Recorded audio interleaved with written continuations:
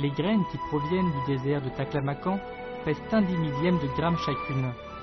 Parmi ces milliers de milliards de graines, une deviendra le plus grand arbre du désert.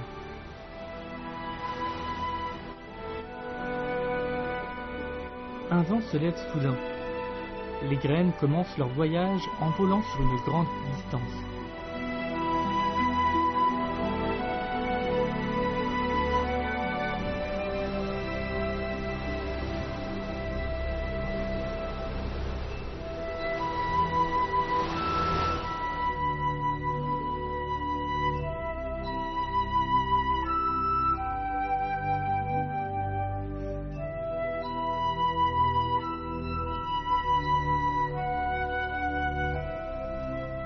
Des graines volent au-dessus de l'arbre à une branche. Elles ne s'arrêtent pas, mais elles continuent leur quête de l'eau.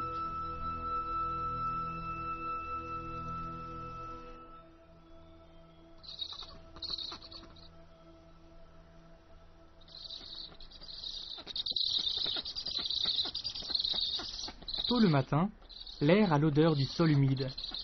Les bébés cigognes noirs sont excités par la perspective qui s'offre à eux.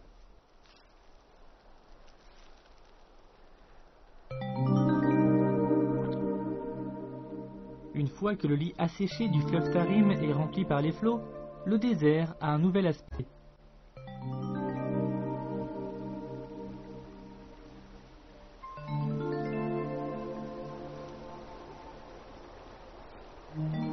La montée des flots cette année a tracé des lignes dans le désert. Les terres inondées sont le berceau des peupliers de l'Euphrate.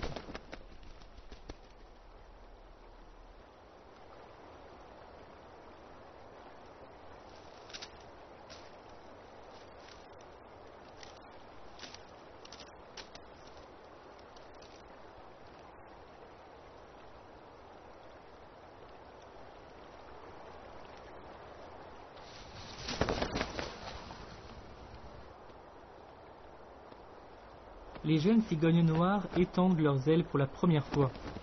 C'est aussi la première fois qu'elles voient une rivière. La vue réveille les mémoires enfouies, léguées par leurs aïeux.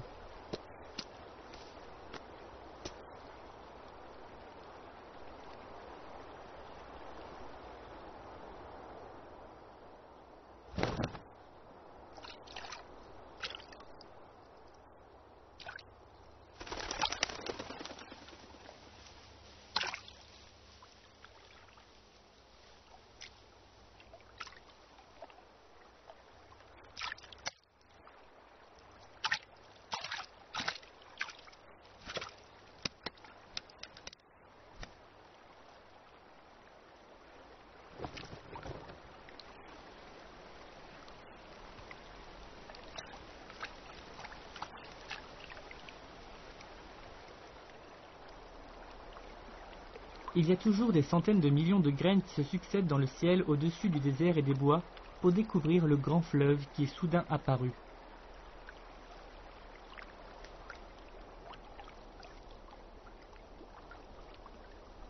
Le soleil de mi-journée augmente la température de l'eau. Après 6 secondes passées à absorber suffisamment d'eau, les graines bourgeonnent dans l'eau.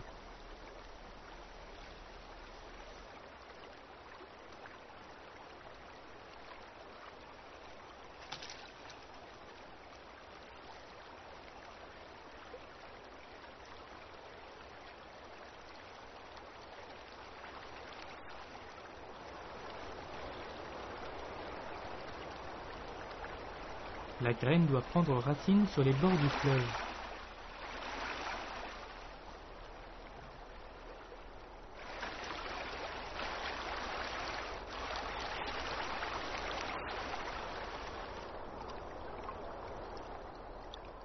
Elle prend prise dans le sable au bord de l'eau avec ses longs tentacules. Une couche épaisse de feuilles tombées la recouvre. La graine utilise chaque seconde pour s'affaler au sol. Si demain la lumière du soleil est forte, les terres inondées seront sûrement asséchées. Si l'inondation s'estompe, la graine n'aura aucune chance de grandir.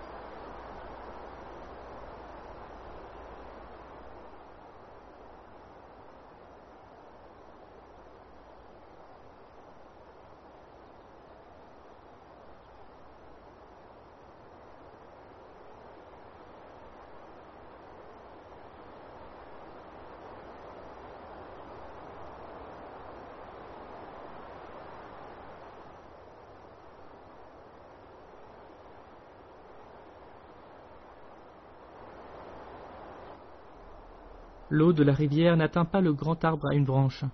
Il n'a pas vu d'inondation pendant les 40 dernières années. Le fleuve Tarim a oublié cet endroit.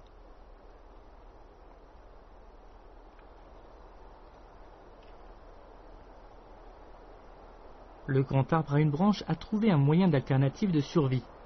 Ses racines produisent des germes qui donnent naissance à une petite plante. Mais la plante reste encore très faible.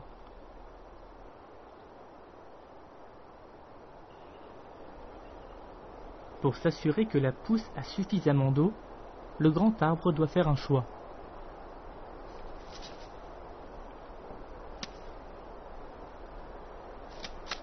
Les feuilles à l'extrémité de sa seule branche ont commencé à tomber parce qu'il n'y a pas assez d'eau.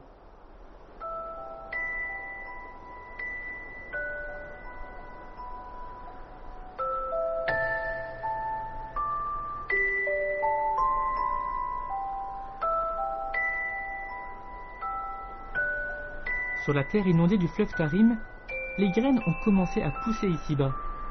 Les graines qui bourgeonnent doivent prendre racine rapidement pour s'étendre avec le courant de l'eau de la rivière. Les racines grandiront bien plus que leur tronc.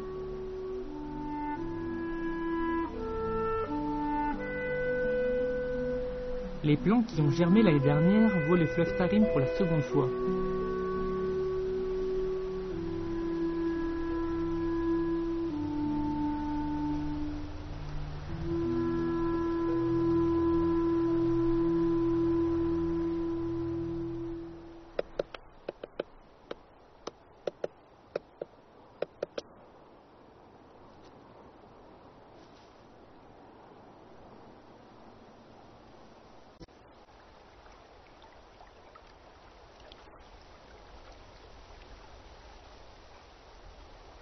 Après autant de temps, la chaleur commence à s'estomper.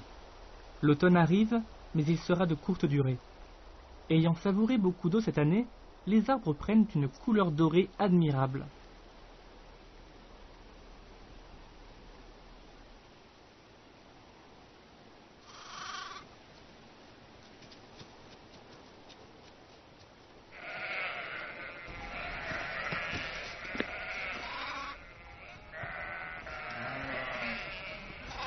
Mais l'eau du fleuve n'a pas rendu visite à l'arbre à une branche.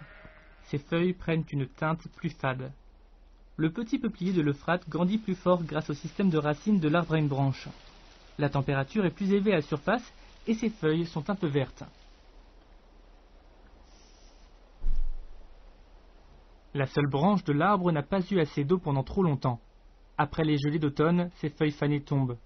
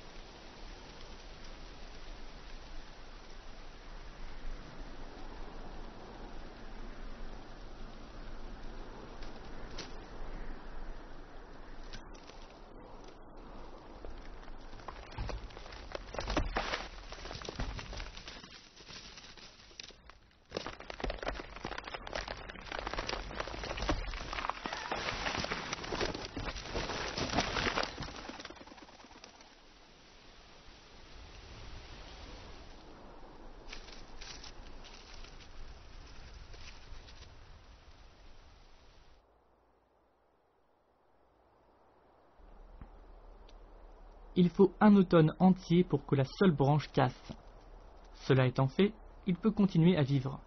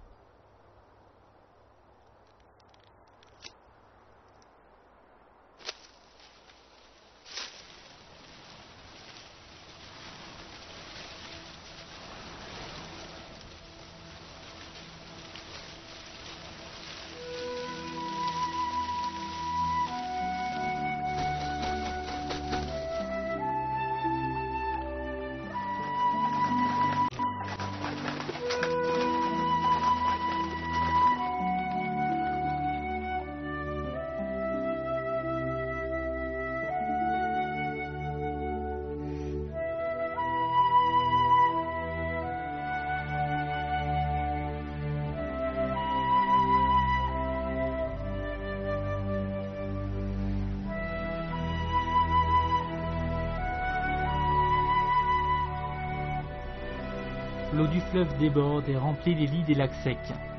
C'est l'eau qui assouvira le désert entier jusqu'aux prochaines inondations.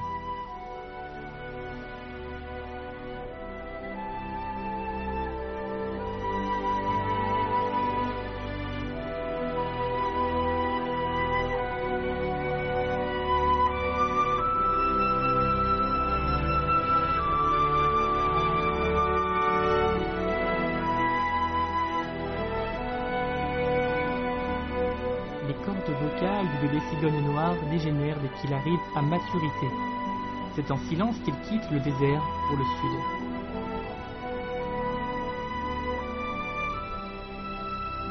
Le matin, une feuille tombe du haut de l'arbre femelle. Elle vole au vent comme des millions d'autres feuilles de peuplier depuis des siècles.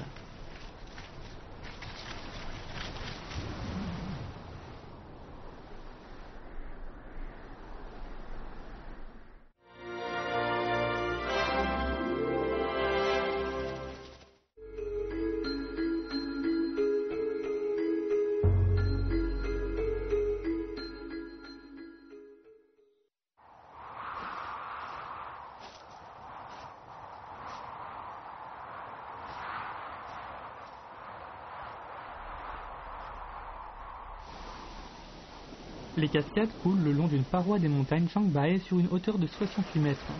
C'est ici que les trois rivières, le Songhua, le Tumen et le Yalu, prennent leur source.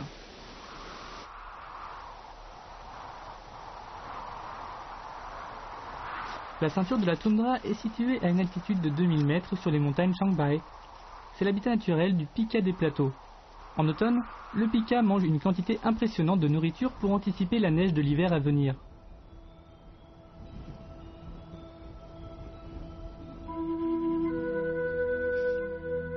Les montagnes Changbai ont 16 pics, chacun d'entre eux monte au-dessus de 2500 mètres d'altitude. Le pic le plus important est le point le plus haut du nord-est de l'Asie. Les pics entourent le lac Tianche, qu'on appelle aussi le lac du paradis. C'est le lac alpin le plus haut et le plus profond de Chine. Le lac Tianche occupe le cratère d'un volcan endormi.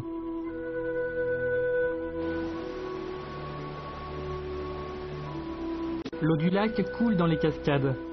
En bas, elle traverse la seule montagne encore parfaitement préservée de la ceinture de la toundra tout à l'est. C'est de cet endroit qu'elle coule à travers les forêts de bouleaux, les épicéas et les sapins. Après cela, c'est à un rythme un peu moins soutenu qu'elle serpente à travers la forêt composée d'arbres feuillus et de pins de Corée.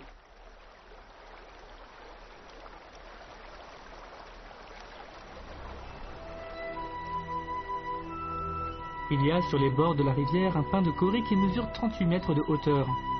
Les habitants l'appellent le roi des pins de Corée. L'arbre est vieux de 480 ans. Bon nombre de ses descendants l'entourent.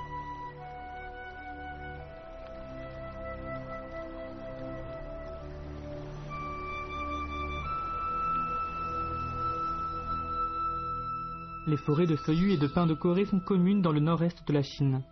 Elles comptent une partie importante de la zone forestière. Bien que les pins dominent, il y a quand même d'autres espèces d'arbres. Environ 50 en tout. Parmi elles, les chênes de Mongolie et les frênes de Mandchourie. Les arbres feuillus ont arrêté leur processus de photosynthèse en attendant la venue de l'hiver. Au pied du roi des pins de Corée, 3 écureuils gris s'affairent à fouiller dans les feuilles.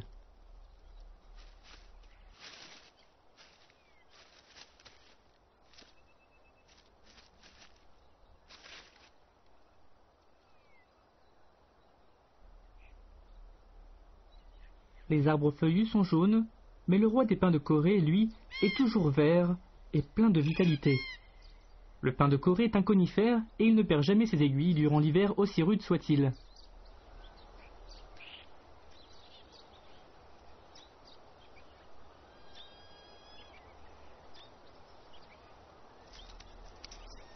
Les écureuils gris sont bien équipés pour ouvrir les coquilles dures.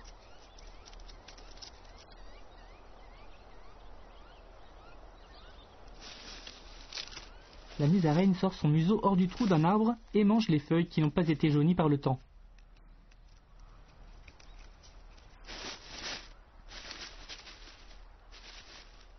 Bien qu'ils soient plus petits, les tamias sont les cousins très proches des écureuils gris. Il reste encore beaucoup à manger et ils essaient de faire autant de provisions que possible avant l'hiver. Durant les 40 jours à venir, les habitants de la forêt seront occupés à garder les provisions dont ils ont besoin pour l'hiver. Les maisons charbonnières savourent les insectes, mais ce mets particulier va bientôt disparaître avant l'hiver.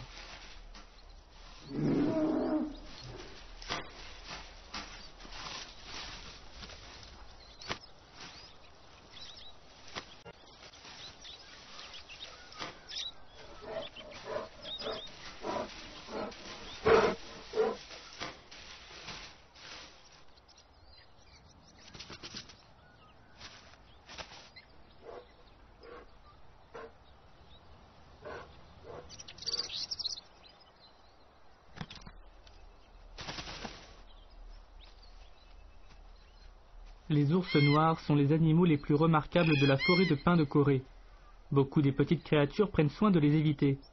Mais les ours ne sont pas féroces comme leur réputation le laisse prétendre. Ils peuvent se régaler d'une souris ou d'un cochon sauvage à l'occasion, mais la plupart du temps, ils préfèrent adopter une alimentation végétarienne.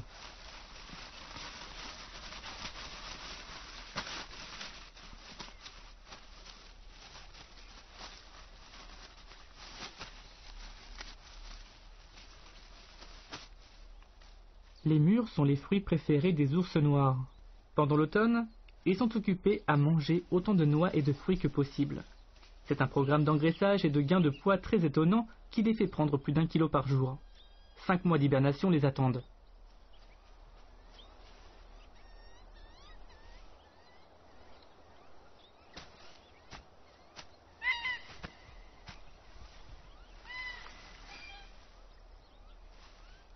Les pommes de pin de Corée, un élément du régime des ours noirs, sont toujours pendues aux branches.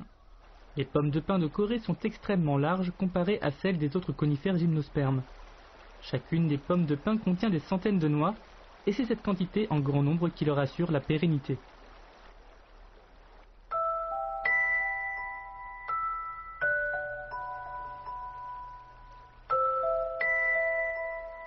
Venant de germer du sol, ce jeune pin de Corée est sur le point d'endurer son premier hiver. Le roi des pins de Corée, un survivant de 480 hivers, est une présence rassurante à côté du jeune pin.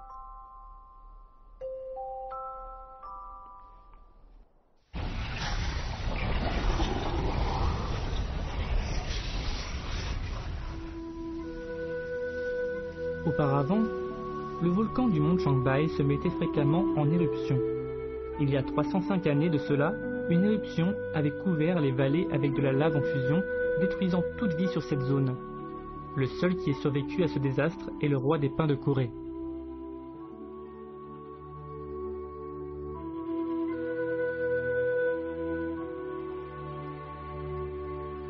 Ces jours-ci, le lac Tianche, du fond de ses 300 mètres de profondeur dans la montagne, est calme.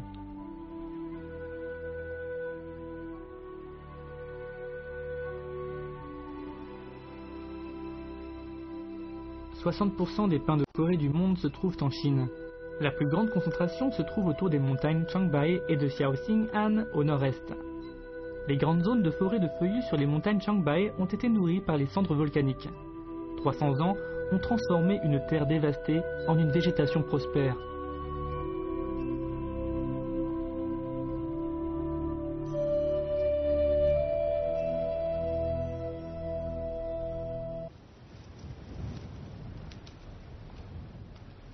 Un vent du nord-ouest fait rage au-dessus des montagnes Changbai. La température a chuté à 0.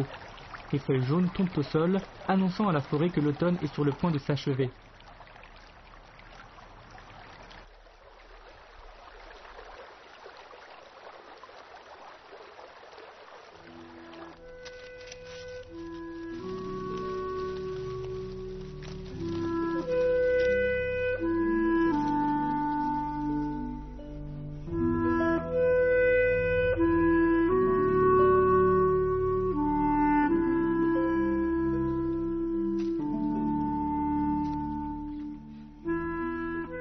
Les feuilles tombées au sol servent de nourriture aux herbivores, mais la plupart seront couvertes de neige pendant l'hiver. Au printemps, elles pourriront et formeront une couche de humus, une source de nutriments pour les forêts environnantes.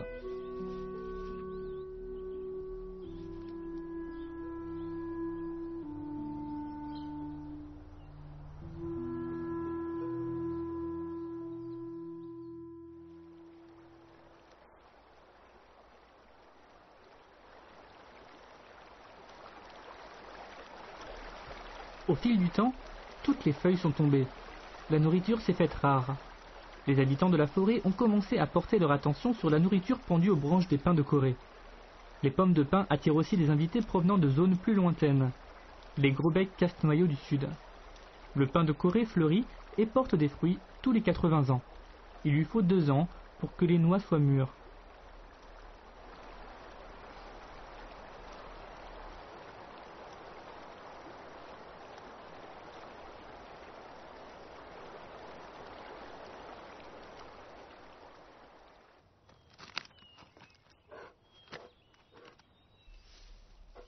Un ours noir secoue le tronc. C'est l'heure de manger et il est affamé.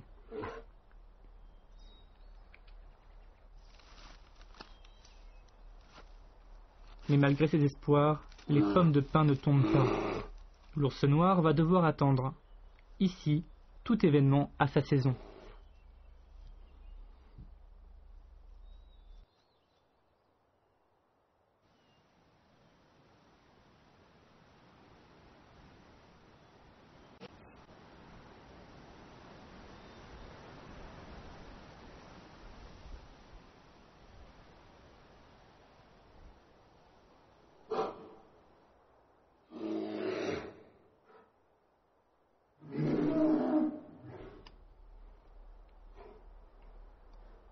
La patience est une vertu essentielle pour tous les habitants de la forêt.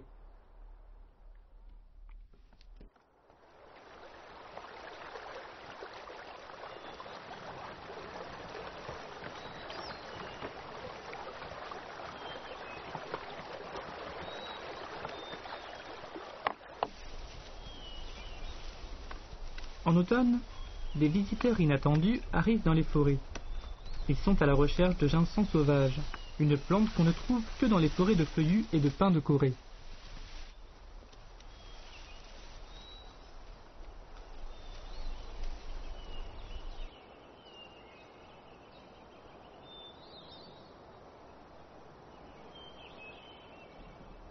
Le ginseng est mûr. Les plantes sont bien visibles sur le fond vert de la nature.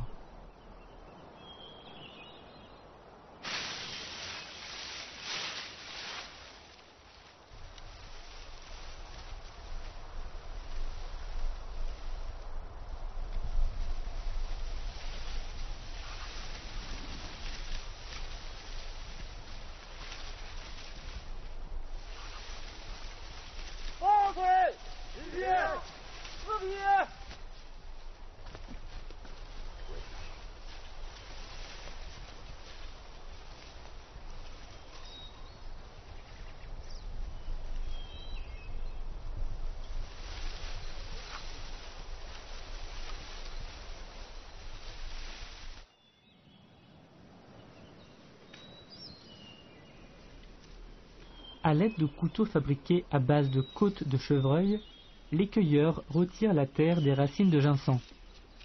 Selon la médecine chinoise traditionnelle, la valeur du ginseng est réduite s'il est coupé avec des outils en métal.